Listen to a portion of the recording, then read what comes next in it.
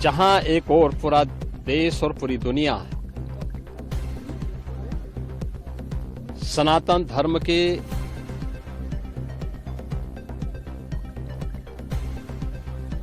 इस सबसे बड़े आयोजन का साक्षी बनकर के गौरव की अनुभूति कर रहा है, प्रफुल्लित है, वहीं दूसरी ओर सनातन धर्म के खिलाफ सपारी लेकर के षड्यंत्र करने वाले तत्वों के द्वारा लगातार शरारत पे शरारत करते हुए झूठ के और असत्य के नित नए प्रतिमान भी गढ़े जा रहे हैं।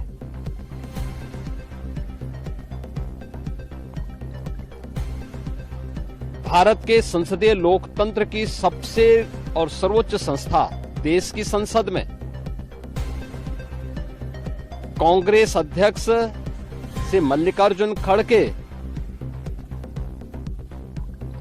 और समाजवादी पार्टी के अध्यक्ष श्री अखिलेश यादव का वक्तव्य इस ओर सबका ध्यान आकर्षित करता है। ये दोनों वक्तव्य न केवल इनके सनातन धर्म विरोधी चरित्र को उजागर कराता है, बल्कि इनकी उस गिद्ध दृष्टि की ओर भी सबका ध्यान आकर्षित करता है, जो लगातार इस महाकुंभ के खिलाफ पहले दिन से दुष्प्रचार कर रहे हैं। इनका ये बयान न केवल सनातन धर्म पर प्रहार है, बल्कि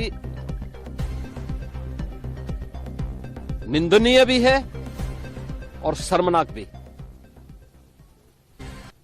कांग्रेस अध्यक्ष का यह कहना कि प्रयागराज कुंभ में मौनी अमावस्या के दिन हजारों लोग मर गए,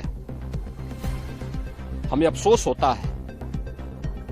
एक इतना वरिष्ठ नेता, कांग्रेस देश की जो सबसे पुरानी पार्टी है, उसके अध्यक्ष से अपेक्षा की जाती है कि वो एक मर्यादित बयान देश की संसद में रखें, और इतना गुमराह करने वाला बयान, झूठ पे झूठ,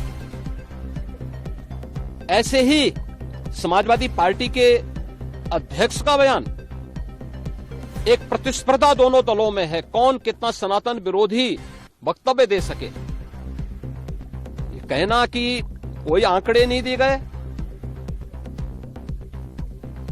यहां से प्रशासन से जो बयान जो आंकड़े दिए गए, उन आंकड़ों को मैंने भी सबके सामने रखा। घटना दुखद थी, हर व्यक्ति दुखित था,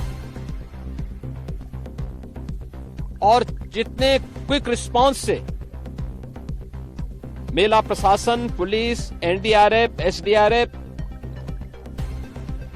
सिविल डिफेंस, इन सब ने मिलकर के घायलों को हॉस्पिटल पहुंचाने का काम किया,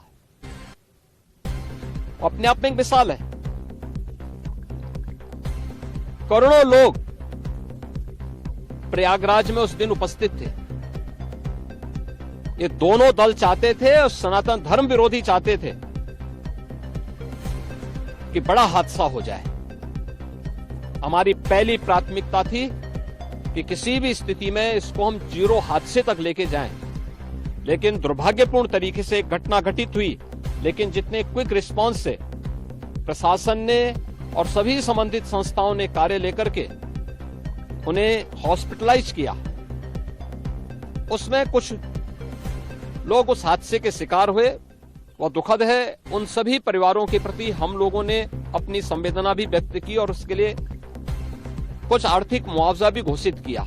यद्यपि किसी व्यक्ति की कमी मुआवजे से नहीं हो सकती, लेकिन तब भी हम लोगों ने एक प्रयास किया, घायलों का प्रॉपर उपचार कराया।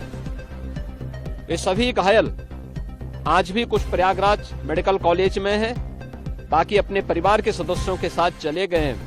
मैंने भी, मेरे साथ मेरे मंत्रियों ने भी, प्रशासन ने भी, प्रदेश के मुख्य सचिव ने भी, प्रदेश के डीजीपी ने भी उन सभी लोगों से मुलाकात की थी।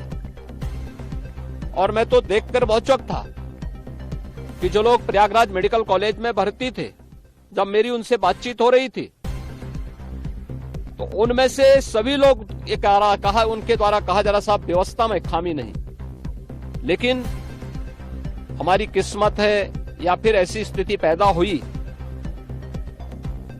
और उनके सभी पहलुओं को लेकर के सरकार भी जांच करा रही है और उसके लिए एक न्यायिक कमीशन भी हमने तत्काल गठित किया। लेकिन हमारी पहली प्राथमिकता थी कि जो ये लगभग 8 से 9 करोड़ लोग प्रयागराज में उपस्थित हैं, इन्हें सुरक्षित उनके घरों के लिए वापस भेजना।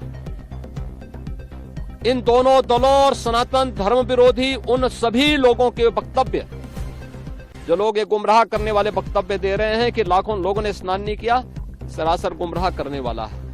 ये वक्तव्य देना कि कोई अमृत स्नान या साय स्नान नहीं हुआ, ये भी गुमराह करने वाला वक्तव्य है और सनातन धर्म की अवमानना ही नहीं, बदनाम करने की साजिश का एक हिस्सा है। कोई परंपरा बाधित नहीं हुई। मौनी अमावस्या का स्नान पहले दिन सायंकाल 7:30 बजे से प्रारंभ हो गया था और अगले दिन पूरे दिन भर देर सायंकाल तक मौनी अमावस्या का मुहूर्त था। स्वाभाविक रूप से अखाड़ों ने हादसे के तत्काल बाद मेला प्राधिकरण के साथ बातचीत करके अपने स्नान को स्थगित किया था कुछ देर के लिए। और फिर जब मेरी उनसे बातचीत हुई दोपहर के बाद, सभी अखाड़े और पूज्य संतजन, आचार्य महामंडलेश्वर, वे इस स्नान का हिस्सा बने और वही परंपरागत तरीके से सभी स्नान भी हुए।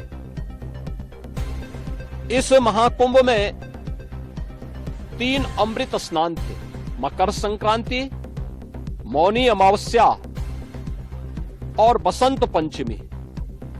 इन तीनों में अमृत स्नान हुए जिसमें सभी अखाड़े भागीदार बने।